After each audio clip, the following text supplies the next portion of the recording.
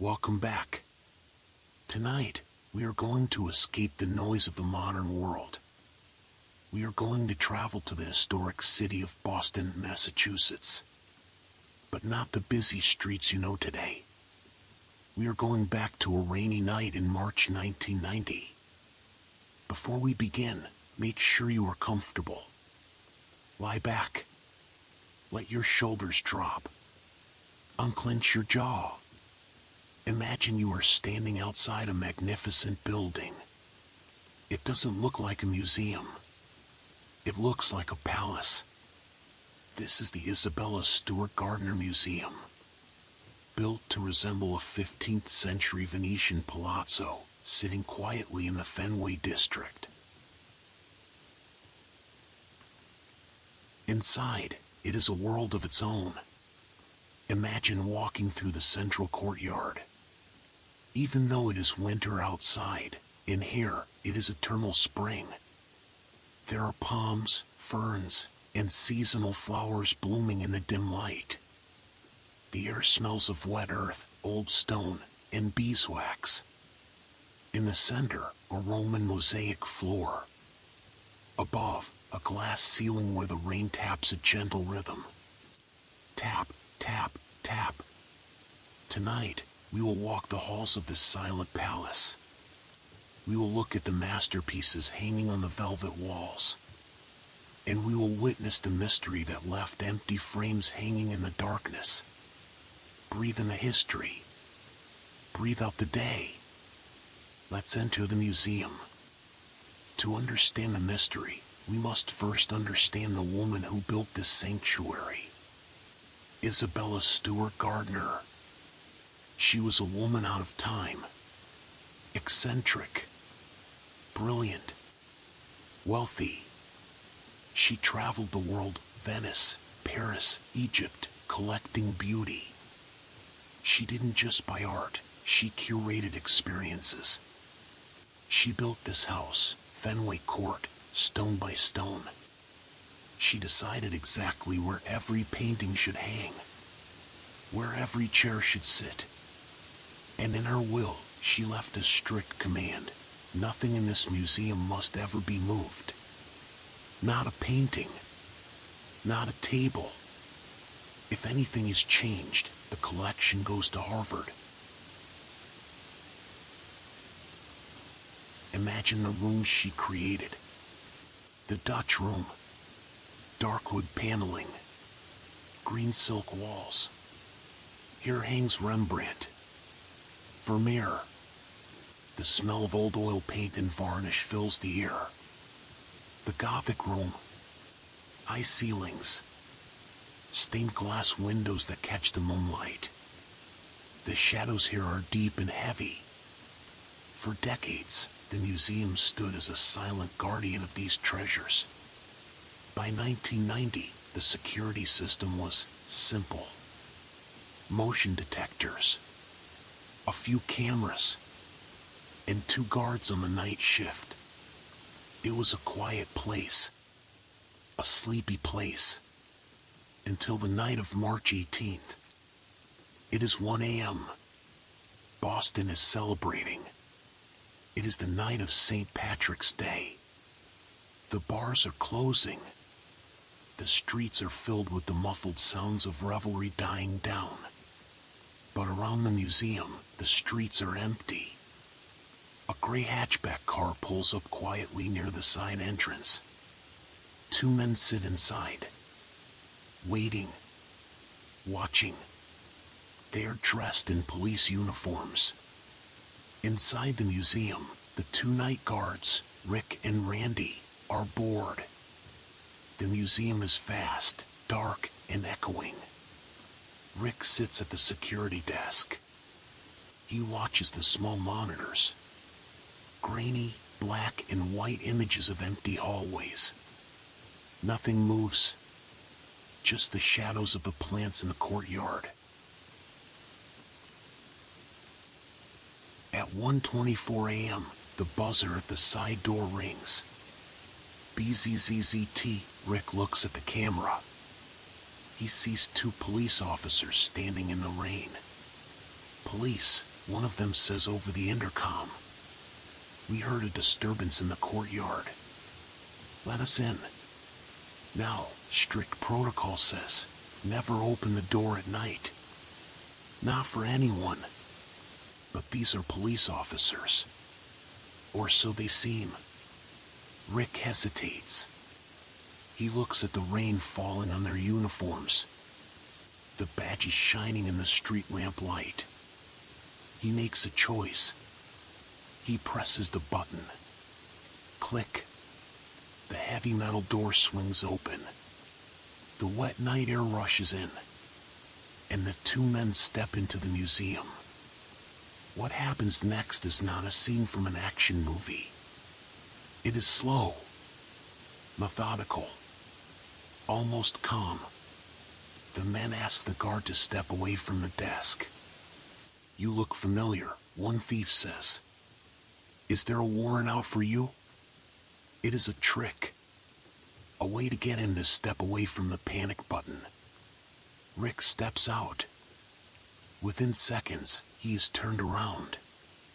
Handcuffed. The second guard appears. He is handcuffed too. Gentlemen, the thief says softly, this is a robbery. The guards are taken to the basement. They are taped to pipes. Comfortable enough, but secure. They are told to be quiet. They will not be hurt. And now, the thieves have the entire palace to themselves. It is 1:48 a.m. They have all the time in the world. Imagine walking through a museum at night. Completely alone. Your flashlight beam cutting through the darkness. They walk up the grand staircase. Their footsteps echo on the tiled stairs. They head straight for the Dutch room. They approach Rembrandt's The Storm on the Sea of Galilee. It is a masterpiece. Rembrandt's only seascape. The frame is heavy. Massive. Instead of taking the frame, they do something heartbreaking. They take a knife. They slice the canvas from its stretcher. Carefully. Slowly. The painting comes free. It rolls up like a poster. They move to the next one. A Vermeer. The concert.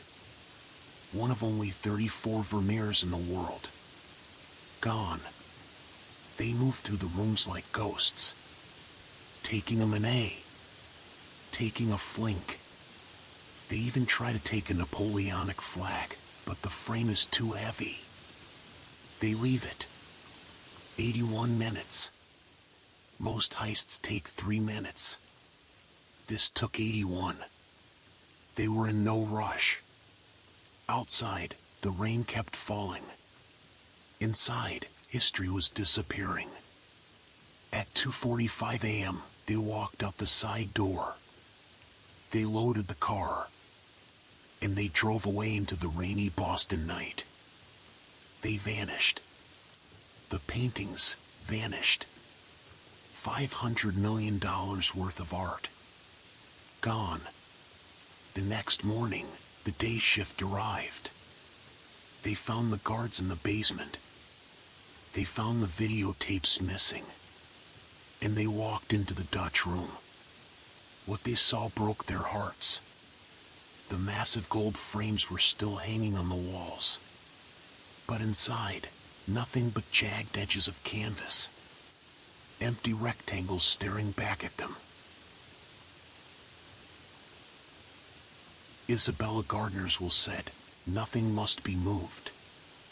So, the museum made a decision. They did not take the empty frames down. They left them there. If you go to the museum today, you will see them. For empty frames hanging on the green silk walls. Waiting for the art to return. Like ghosts haunting the room. 30 years have passed. The FBI has searched everywhere. basements in Philadelphia, mafia houses in Connecticut, warehouses in Ireland. Theories swirl like the fog. Was it the Irish mob? Was it a local gang? Some say the paintings are hidden behind a wall in a house in Boston. Some say they were destroyed.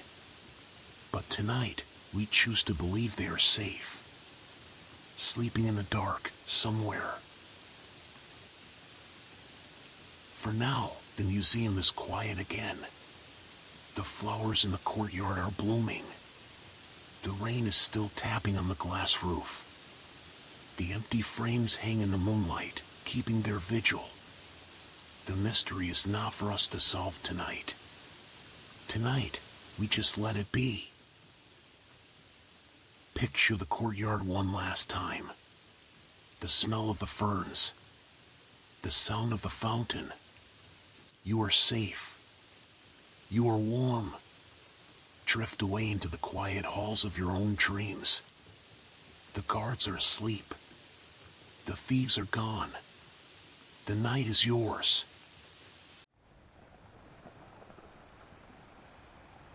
Leaving the quiet, carpeted halls of the museum behind, our journey takes us across the country. From the rainy streets of Boston to the cold, misty waters of San Francisco Bay. The year is 1962. The rain here feels different. It is mixed with salt spray and heavy fog. We are approaching an island that sits alone in the dark water. A fortress of steel and concrete. Alcatraz. The Rock. A place designed to hold the world's most dangerous men. But tonight, we are not interested in the danger. We are interested in the silence, the patience, and the sound of the rain hitting the iron bars.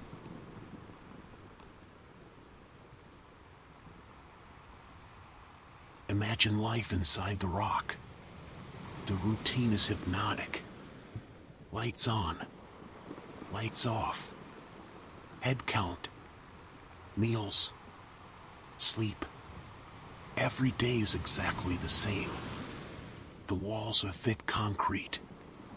The bars are hardened tool-proof steel. Surrounding the island is the freezing Pacific Ocean. The currents are deadly. The sharks, or so they say, circle beneath the surface. For most men, this was the end of the line. But for Frank Morris and the brothers John and Clarence Anglin, it was just a puzzle waiting to be solved. Frank Morris was quiet, highly intelligent. He didn't look at the walls as barriers.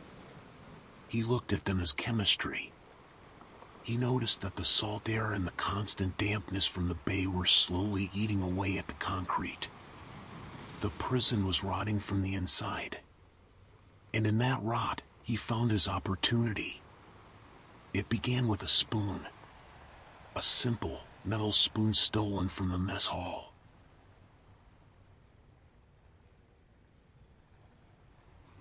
Every night, after lights out, the work began. This is the part of the story that requires true patience. Imagine sitting in a dark, tiny cell, listening for the footsteps of the guards. And then, scraping. Frank and the brothers worked on the ventilation grates at the back of their cells. The concrete was old, but it was still hard. They made drills out of vacuum cleaner motors. They sharpened spoons into chisels. Scrape. Blow away the dust. Scrape again. Hour after hour. Night after night. For months.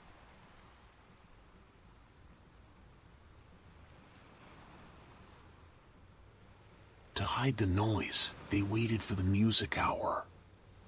In the early evening, inmates were allowed to play instruments. Accordions. Harmonicas. Guitars. Under the cover of the music, the scraping got louder. They removed the rivets. They widened the holes, and to hide their work, they made fake grates out of cardboard. They painted them to look exactly like metal. In the dim light of the corridor, the guards walked past every night, never noticing that the real wall was gone. It was a magic trick, performed in slow motion. But digging the hole was only half the problem. If they climbed out at night, the guards would notice their empty beds during the hourly counts. So, they became sculptors. They gathered soap, toilet paper, and concrete dust. They mixed it into a paste, a homemade papier-mâché, and they sculpted heads. Lifelike, human heads. They used paint from the maintenance shop to give them skin tone. But the masterpiece was the hair. They collected real human hair from the floor of the prison barber shop. They carefully glued it, strand by strand, onto the soap skulls. They placed these dummy heads on their pillows. They tucked the blankets up to the chins. In the shadows of the night, they looked perfect. Sleeping men, breathing quietly.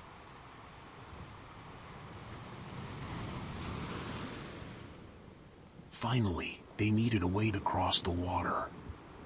The water was the true prison wall. Freezing cold. Swimming was suicide. So, they built a raft. But how do you build a raft in a prison? With raincoats.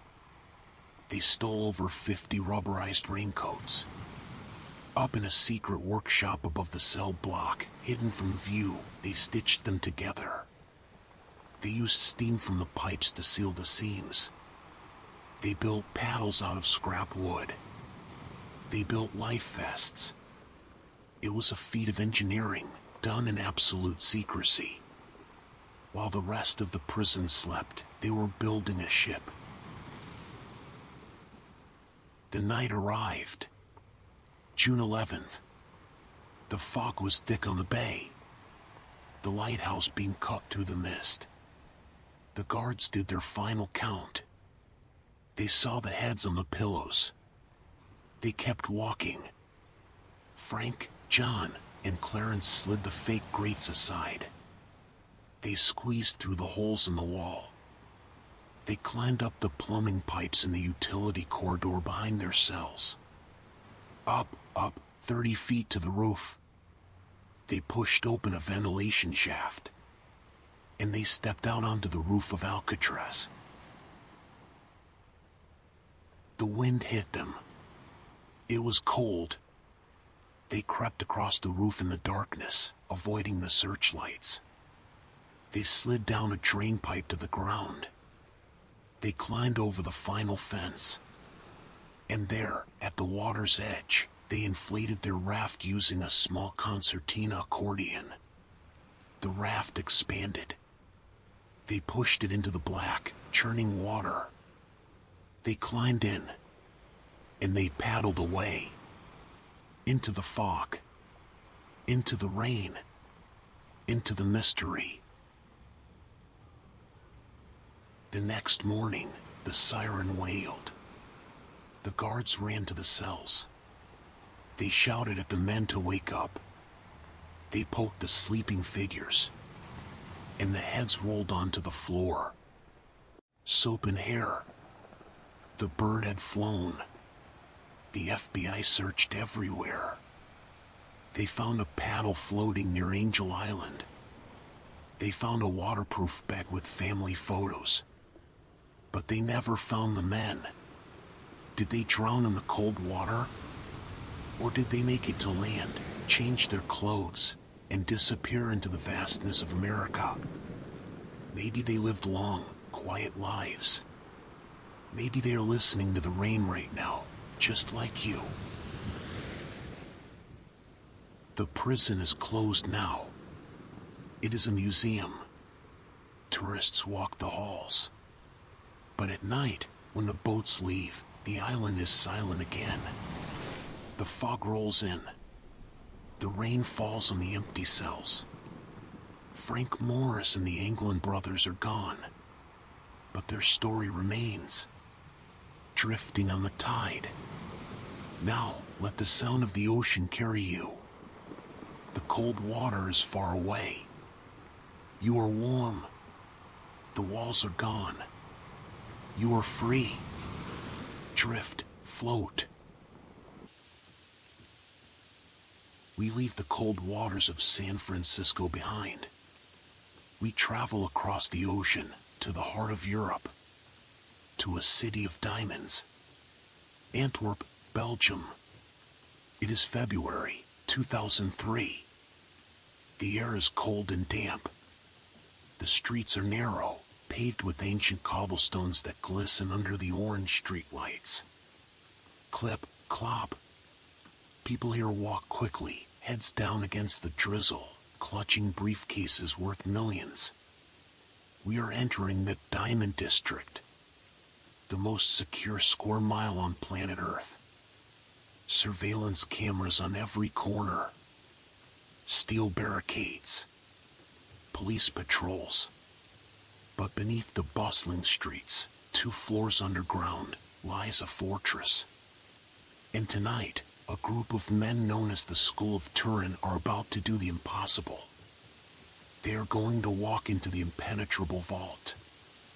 And they are going to do it in absolute silence. Let me describe the vault. It was designed to be untouchable. To get to it, you have to pass steel gates. Then, you descend into the underground. There is a massive vault door. 3 tons of steel and concrete. It has a wheel with numbers so complex, it has 100 million possible combinations. But the door is just the beginning. The vault is guarded by a magnetic field. It has seismic sensors that detect footsteps. It has heat sensors that detect body warmth. It has light sensors. It is a technological spiderweb. Leonardo Notarbartolo, the leader, was a man of patience. He didn't break in. He rented an office in the building. For 2 years, he played the role of a diamond merchant. He bought stones. He drank coffee with the guards. He smiled. He was planting himself like a seed, waiting for the weekend of the tennis tournament, waiting for the building to be empty. It is Saturday night. The city is asleep. Leonardo and his team enter the building. They climb down the stairs into the dark. They carry duffel bags. Inside the bags, duct tape, hairspray, styrofoam, and a broom handle. Simple tools for a complex job. Now, imagine the silence. They are standing in front of the heat detector. If they walk through, their body heat will trigger the alarm. So, they use a simple trick. A sheet of styrofoam. They hold it in front of them like a shield. It blocks their body heat. They move slowly, inch by inch, floating like ghosts past the sensor. They reach the seismic sensors on the floor. They don't step. They glide. They cover the sensors with styrofoam boxes. Then, the light sensor. If the vault door opens, the change in light triggers the alarm. One of the thieves, nicknamed the Monster, uses tape. Simple, black electrical tape. He tapes over the sensor in the dark. Blind. By feel alone. His breathing is slow. Controlled. In, out. The most genius moment involves a can of hairspray. Women's hairspray. There is a sensor that measures the gap in the door. If the door opens, the magnetic field breaks. So, they spray the sensor with a silicone hairspray. The spray freezes the sensor. It tricks the machine into thinking the door is still closed. Best. A fine mist in the dark. The smell of chemicals mixing with the stale underground air. They turn the wheel of the safe. The tumblers click into place. Click. Click. Click. Thud. The 3-ton door swings open. No sirens. No bells. Just the sound of heavy steel moving on well-oiled hinges. They are inside. The room is lined with hundreds of safety deposit boxes. Brass and steel. Inside these boxes are diamonds. Gold. Rubies. Cash. They don't rush. They have the whole weekend. They take out their drills. Or a low, muffled sound. They pop the locks. One by one. They open the boxes and empty the velvet bags into their duffels. Diamonds cascade like rain. Gold bars clink softly together. It is a sensory overload, wrapped in silence. They sit on the floor of the vault, surrounded by millions of dollars. They eat their sandwiches. They drink water. They are calm. They leave the diamonds they don't like on the floor. It is the ultimate act of arrogance. For hours, they work, filling bag after bag. At 5 a.m., they pack up. They clean the floor. They take the security tapes from the VCR. They walk out the same way they came in. Past the sensors. Past the guard station. Out into the Antwerp morning. The rain is still falling. They get into their car. They drive slowly out of the city, onto the highway towards Italy. Behind them, the vault doors open. The floor is covered in rejected jewels. But the alarm is still silent. It wasn't until Monday morning that the guards realized the vault was empty. The police called it the heist of the century. $100 million. Gone. Leonardo was eventually caught. Not because of a mistake in the vault, but because of a garbage bag left in a forest. A receipt for a salami sandwich led the police to him. But the diamonds were never found. Leonardo served his time. He never told anyone where the treasure is. Maybe it is buried in a forest in Italy. Maybe it was sold and scattered across the world. Leaving the diamond district of Antwerp, we take one final journey back in time. We travel south, to the city of light, Paris. But it is not the Paris of today. It is August 1911. The Eiffel Tower is still young. The streets are filled with the soft clip-clop of horses, not the roar of engines. We find ourselves standing by the River Seine. The water is calm, reflecting the pale morning sky. And rising beside the river is the grandest palace of them all. The Louvre. A fortress of art. A maze of stone corridors, grand staircases, and silent rooms. Inside, hanging on a wall in the Salon Care, is a small painting. It is not yet the most famous painting in the world. It is just number 719. The Mona Lisa.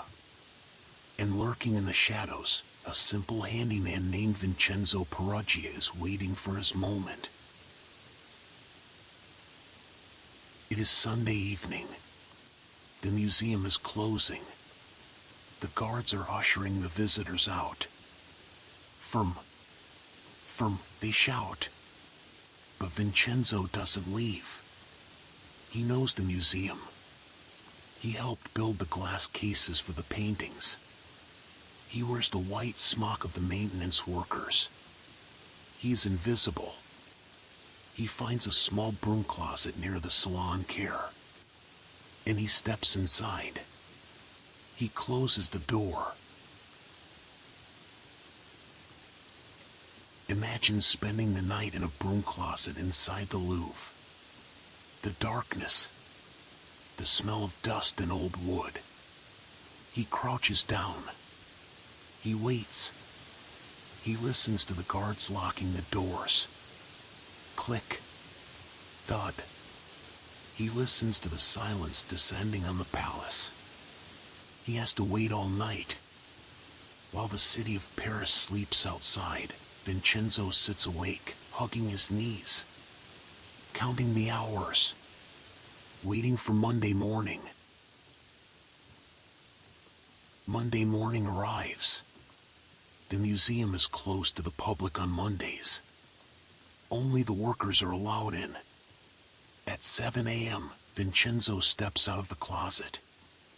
The Louvre is empty. The sunlight streams through the windows, illuminating the dust motes dancing in the air.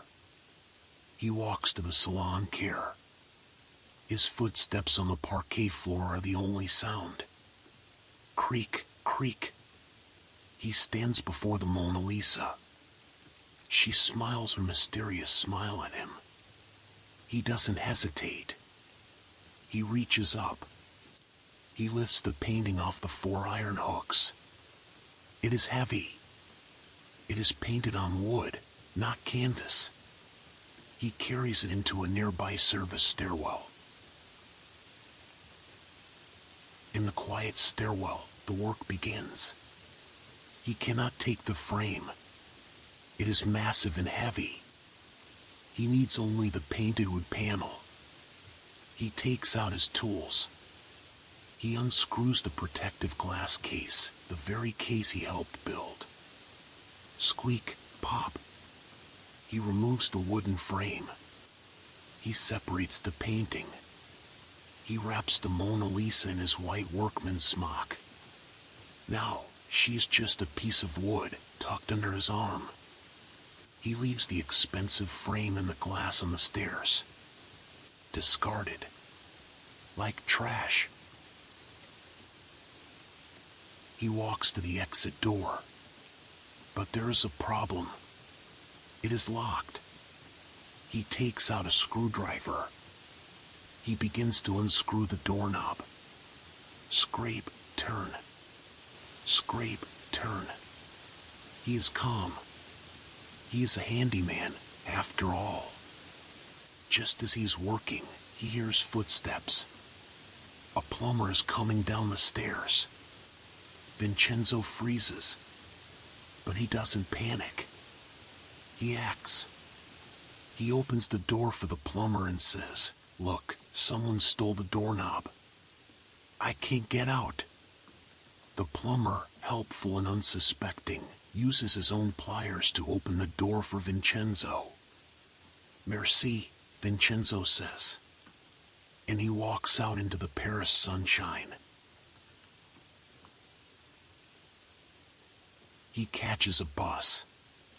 The express bus to the outskirts of Paris. He sits with the Mona Lisa on his lap, wrapped in cloth.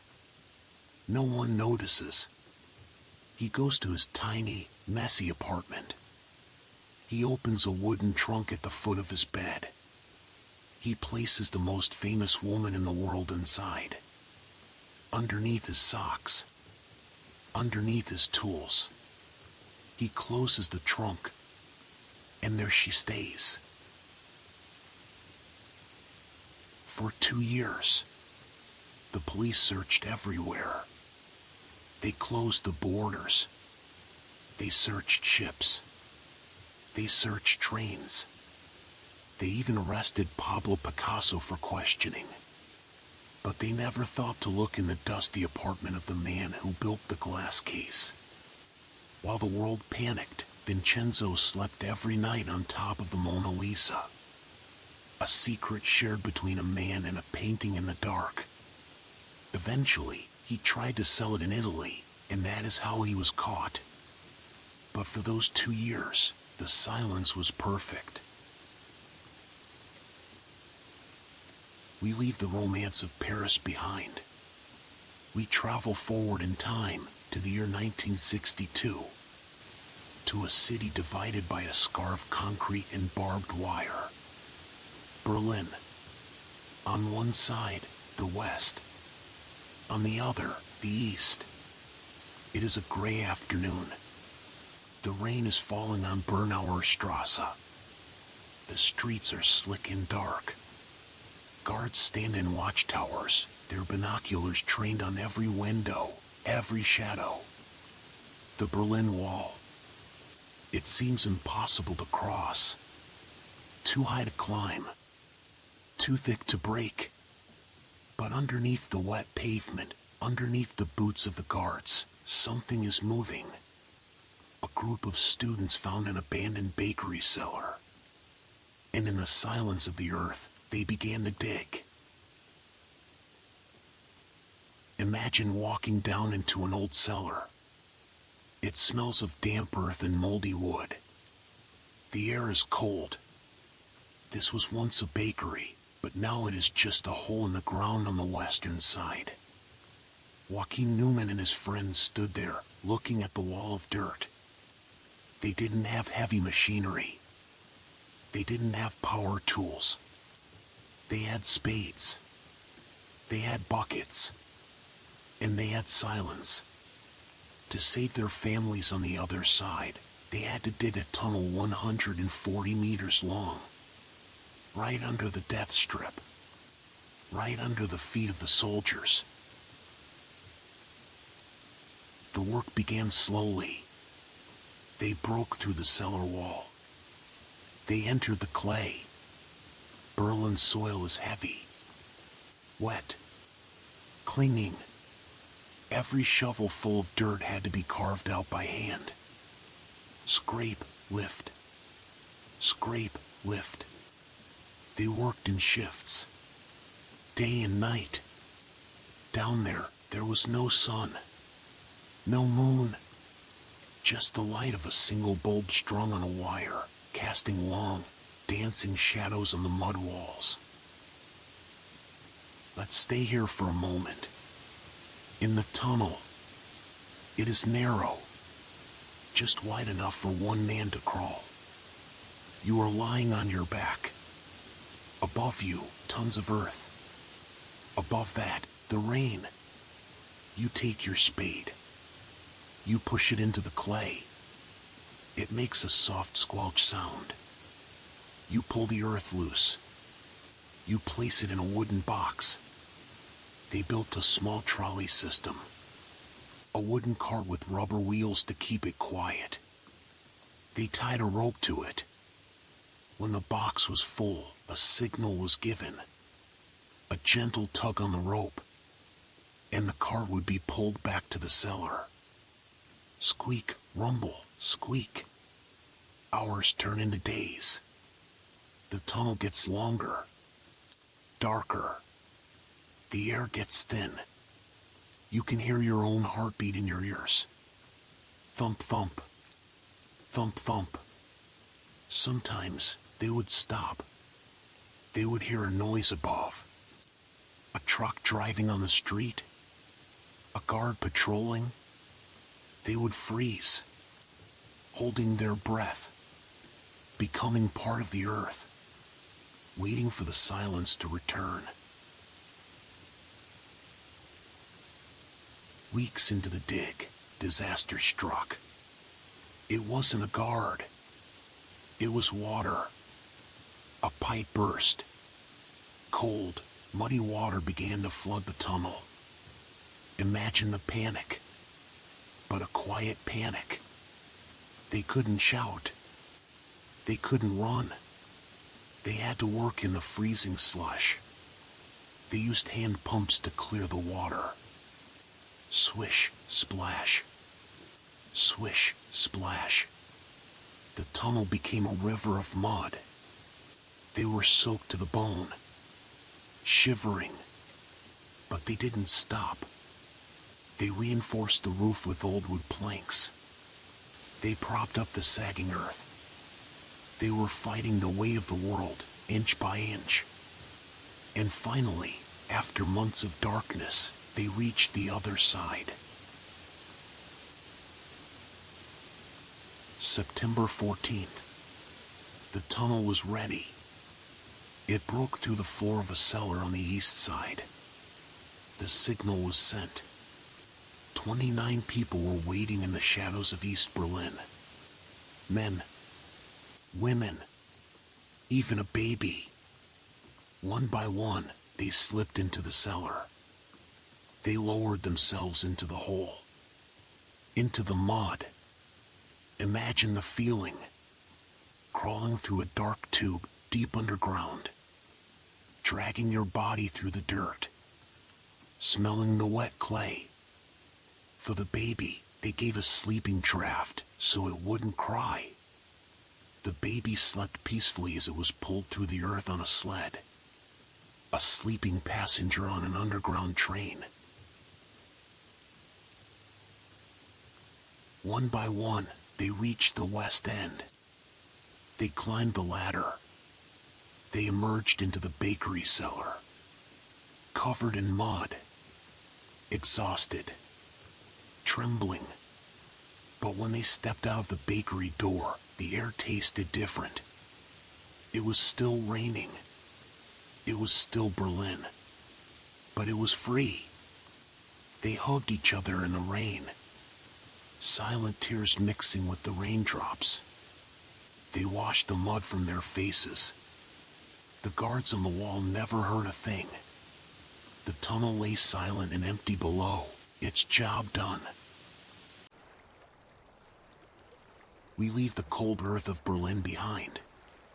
We travel back further into the mist of history, to the year 1855, to the heart of Victorian London. The city is wrapped in a thick, yellow fog. The gas lamps flicker on the street corners like ghostly eyes. The air smells of coal smoke and rain. At London Bridge Station, a steam engine is waiting. It is the night mail train to Paris. Every night, this train carries boxes of gold bars meant for the banks of France. The gold is locked in Chubb safes, boxes that are supposed to be impossible to open. Locked in a guarded room. But three men, Edward Agar, William Pierce, and a train guard named Burgess, have decided to do the impossible. They don't want to blow up the train. They don't want to use guns. They want to perform a magic trick while the train is moving at 40 miles per hour.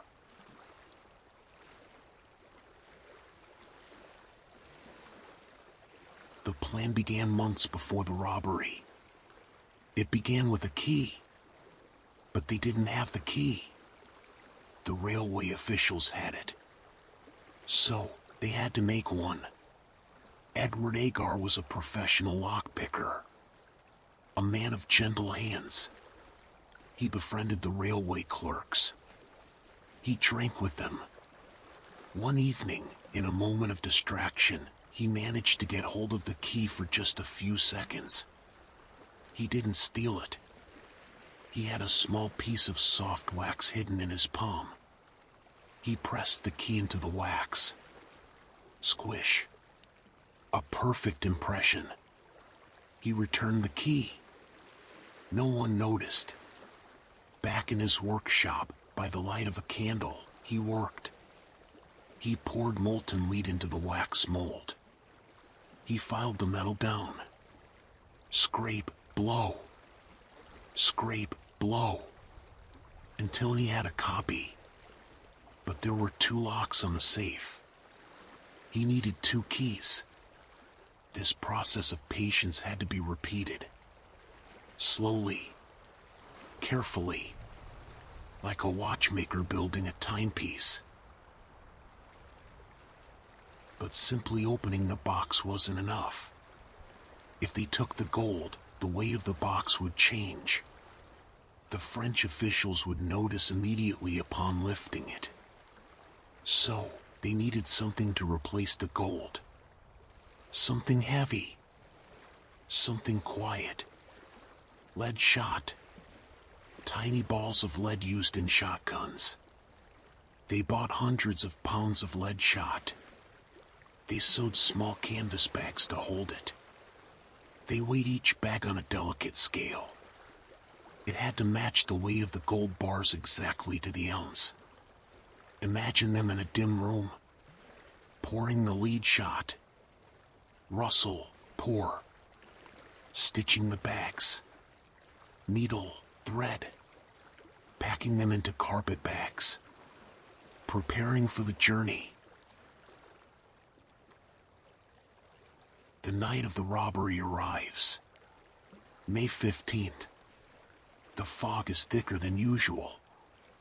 Agar and Pierce buy first-class tickets. They wear top hats and long coats to hide the bags of lead. They board the train, but they don't sit in their seats. When the train leaves the station and enters the darkness of the countryside, the plan begins. Burgess, the corrupt guard, is in the luggage van with the safes. He gives a signal. Agar slips out of his compartment. He moves along the outside of the train. No, that's too dangerous. He climbs through the internal corridor. He enters the luggage van. It is dark inside. The only light comes from the sparks of the wheels flying past the window. The night of the robbery arrives. May 15th. The fog is thicker than usual. Agar and Pierce buy first-class tickets. They wear top hats and long coats to hide the bags of lead. They board the train, but they don't sit in their seats. When the train leaves the station and enters the darkness of the countryside, the plan begins. Burgess, the corrupt guard, is in the luggage van with the safes. He gives a signal. Agar slips out of his compartment. He moves along the outside of the train. No, that's too dangerous. He climbs through the internal corridor. He enters the luggage van. It is dark inside. The only light comes from the sparks of the wheels flying past the window. Now, imagine the scene. The train is rocking back and forth. Sway, sway. Agar kneels on the floor next to the iron safes. He takes out his homemade keys. He puts the first key in. He turns it. Click. It works. He opens the safe. Inside, the wooden boxes of gold are sealed with iron bands. He uses a mallet and a chisel. He has to be gentle. He cannot leave a mark. He pries the wood open. The glint of gold bars shines in the darkness. He lifts the heavy gold out. He places the bags of lead shot in. He seals the box back up. He taps the iron bands back into place. He does this while the floor shakes beneath him. 1 box. 2 boxes. 3. For hours, as the train rushes through the sleeping English villages, they work in a rhythm. Take the gold. Replace with lead. Seal the box. They reach the coast. Dover. The train stops. The officials come on board to move the safes onto the ship for France. Agar and Pierce are sitting in their first-class seats, looking calm. Their carpet bags are now incredibly heavy, filled with gold. They watch from the window as the men lift the safes. Heavy tonight, one porter says. Aye, lots of gold, says another. They have no idea they are carrying bags of lead shot. The ship sails for France. The thieves take a train back to London. They vanish into the fog with 12,000 pounds worth of gold. It was the perfect crime. It wasn't discovered until the boxes were opened in Paris the next day. And by then, the gold was already being melted down in a kitchen fire in London. The train disappears into the London fog. And now, for our final journey, we are going to follow a legend. We are traveling back to the 18th century. To a world of emperors and kings. To a room that was made entirely of light. Imagine a room where the walls are not made of wood, or stone, or paper, but of pure amber. Fossilized tree resin. Ancient. Warm to the touch. Glowing like honey in the candlelight. It was called the eighth wonder of the world. It took artisans 10 years to build it. It took soldiers only 2 days to steal it. And it has been missing for 80 years. This is the story of the Golden Ghost. Let's go back to the beginning. 1701, Prussia. Imagine the workshop of the master craftsman, Gottfried Wolfram. The room is quiet, smelling of pine and resin. On the table, heaps of raw amber. Amber is strange. It is not a stone. It is organic. It is warm. If you rub it, it creates static electricity. It feels alive. The craftsmen worked for years. They took small pieces of amber, yellow, orange, deep red. They heated them. They sliced them. They fitted them together like a puzzle. Mosaic panels. Thousands of them. Imagine the sound of the polishing.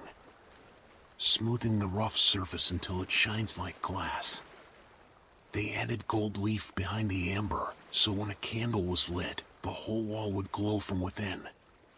It was designed to look like you were standing inside the sun. A room of eternal daylight, even in the darkest winter. The room was a gift. From the King of Prussia to Peter the Great of Russia. Imagine the journey. 18 horse-drawn wagons carrying the fragile panels. Traveling across the frozen landscape of Eastern Europe. Through the snow. Through the forests. They arrived in St. Petersburg. The panels were installed in the Catherine Palace. For 200 years, the room sat there. It watched history pass. Tsars were crowned. Revolutions began. Empires fell. But the amber room remained. Silent. Glowing. The caretakers would come in softly, wearing velvet slippers, to dust the walls. Swish, swish. It was the jewel of Russia. 1941, the war arrived. The German army was approaching the palace. The curators were terrified. They tried to hide the amber room. They tried to cover the amber with wallpaper and gauze, hoping the soldiers wouldn't notice. But it was too late. The soldiers arrived. They knew exactly what they were looking for. And now begins the tragedy. They began to dismantle the room. Imagine the sound of pry bars against the delicate wood. Crack, creak. They took down the panels that had stood for centuries. They wrapped them in paper. They packed them into 27 wooden crates. Within 36 hours, the room was stripped bare. Only the empty brick walls remained. The crates were loaded onto trucks, and the amber room drove away into the night. The crates arrived at Königsberg Castle on the Baltic coast. The room was reassembled there for a short time. But the war was turning. The city was being bombed. The castle was burning. In the chaos of the final days, an order was given, move the crates. But where? Some say they were loaded onto a ship, the Wilhelm Gustloff, which sank to the bottom of the Baltic Sea. Some say they were buried in a secret bunker deep under the castle. Some say they were hidden in an old salt mine in the mountains. The castle was destroyed. When the smoke cleared, the crates were gone. For 80 years, treasure hunters have searched. Imagine them, walking through dark, wet tunnels in the mountains, scanning the ground with metal detectors. Beep, beep. They dive into the freezing dark waters of the Baltic Sea, looking for shipwrecks. They dig in the ruins of old bunkers. Every few years, someone says, "I found it." But they never have. The amber room has simply vanished. Did it burn in the fire? Did it turn to ash? Or is it sitting in a crate somewhere deep underground, waiting, preserved in the dark, just waiting for a candle to be lit again? In 2003, Russian artisans finished a recreation of the room. They spent 20 years building a new one. It is beautiful. It glows. But it is not the original. The original is still out there. A ghost. But maybe, just maybe, it is better this way. Some things are more beautiful because they are lost. Because in our minds, they remain perfect, untouched by time. And now, our long journey is truly over. We have traveled the world tonight. We stood in the rain in Boston. We drifted on the ocean in the Mary Celeste. We dug through the earth in Berlin. We rode the train through the London fog. And we stood in the golden glow of the amber room. Look back at the path we walked. The museums are closed. The ships are anchored. The trains are still. The tunnels are empty. The palaces are dark. The world has gone to sleep. And you are the last traveler. It is time to put down your bag. Time to stop searching. You are home. Feel the weight of your body sinking down. Sinking like amber in the sea. Warm. Heavy. Ancient. Let the gold fade to black. Let the silence take over. Complete stillness. Complete peace. Forever. Sleep. Sleep. Sleep. Good night.